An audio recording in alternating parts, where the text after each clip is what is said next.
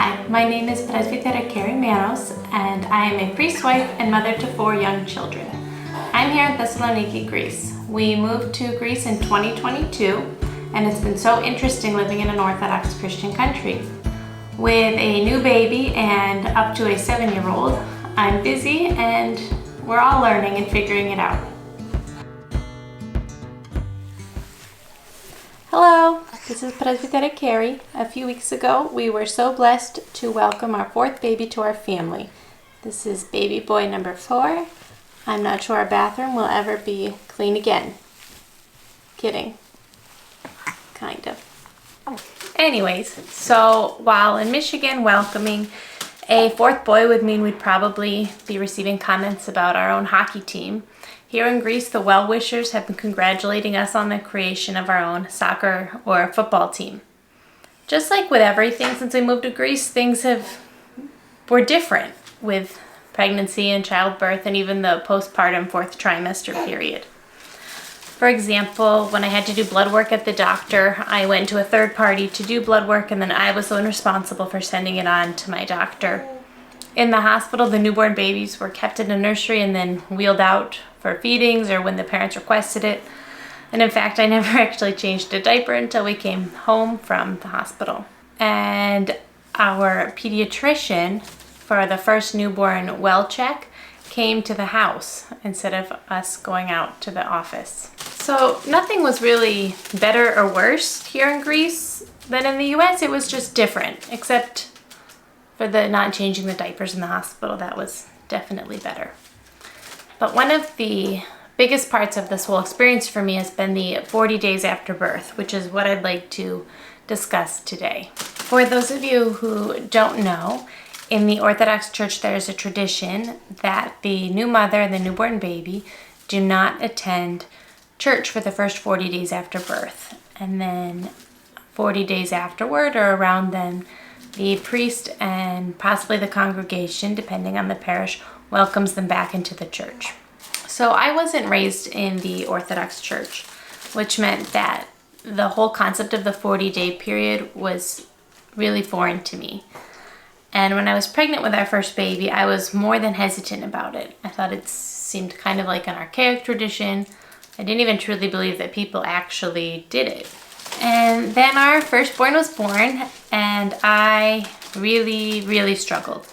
That newborn postpartum period was not a positive experience for me. And to this day, having had 4 kids, I'd still say my hardest transition was definitely 0 kids to 1 kid. I felt isolated in general, and then on top of that, I felt like I had been kicked out by the church.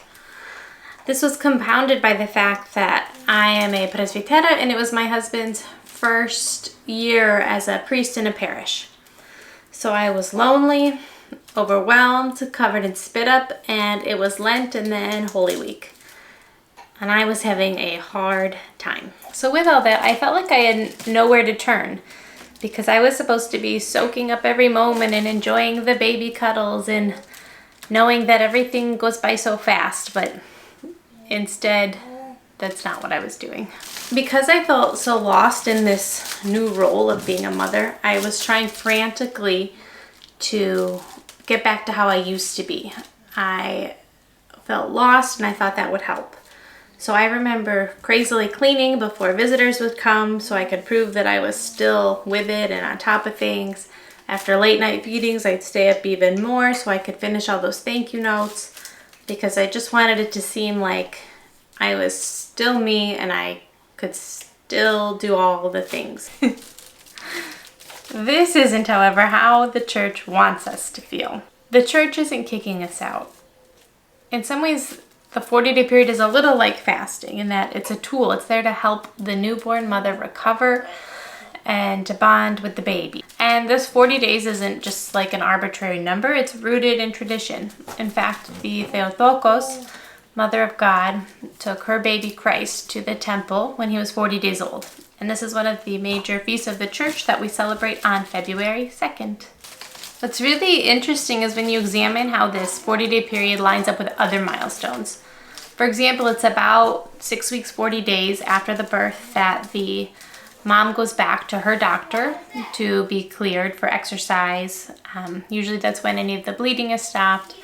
And though healing can obviously go on for months, that's when a lot of the big stuff has ended. I know, women feel a lot of pressure to jump right back in after they have a new baby.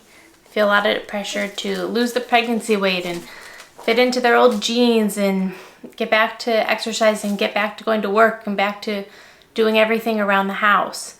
And for some women, especially in Western cultures, those things might be a necessity. They maybe don't have the help or the family around that allow them to relax during that time. But for other women, it might not even be the lack of help. It might be that they feel guilt or that they don't have permission to take a step back. What a gift then that the church gives us. The permission to take things slowly. The permission to not jump right back onto that fast-moving train of daily life. The permission to spend time in our pajamas, as I jokingly told someone over the past few weeks that I was enjoying my church-sanctified pajama time. As I mentioned earlier, I had a really hard time understanding the 40 days when our firstborn was born. By the time I was pregnant with baby number 4, I had the chance to learn more about it, reflect on it, and I was on board with it.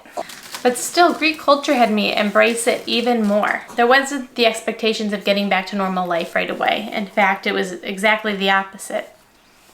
Our pediatrician does the newborn well checks at home in order to respect this 40-day period.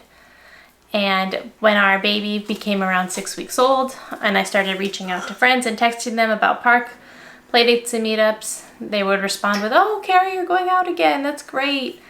Like knowing that I hadn't been going out before and no one expected me to. It's just such a uniquely beautiful time outside of reality, this 40-day period. My son was born at the end of March, and we were just recently welcomed back into church at the beginning of May, and it feels like the month of April never happened. We went from just barely escaping the grasps of winter to suddenly now dealing with end of school year commitments and looking at summer activities, and it's like we just skipped the season of spring. Those 40 days had their own pace and rhythm. And while I didn't completely stay in the house the whole time, I did take advantage of the grandparent help we had and avoided school pickups and grocery trips and other routine tasks such as those. And this helped me with my physical recovery and also enabled me to embrace and accept this as a sacred time. If I had to give any new mother advice, it would be to embrace the 40 days. Regular life will be here again before you know it. Give yourself permission to step away from the world and soak up the miracle that is new life. And even though it is a beautiful time, don't always expect it to look beautiful. It's a challenging time filled with sleep deprivation and spit-up covered clothes and inner debates about whether if the baby pees all over himself in the middle of the night, does he actually need a full bath or will baby wipes suffice? And I'm also here to tell you that in the middle of the night, the baby wipes will suffice. But even this challenge shows us why the 40 days is so important. The church knows it's a hard time. So take advantage of the 40 days. Why try to do anything more than you need to? We were so blessed to have all 4 grandparents helping us out at some point during the time period this time around. And I know that's not a luxury that everyone has. Every mother's 40-day period will look different. That will depend on whether or not they had a C-section, if they have children at home, what kind of outside help they might have. However, I encourage all mothers in some way during those 40 days after their baby is born to make it a time outside of time. Give yourself permission to go slowly. Give yourself permission to actually sleep when the baby sleeps, at least sometimes. And give yourself permission to maybe order a little more takeout than usual. And get ice cream. Our beautiful church is not kicking mothers out.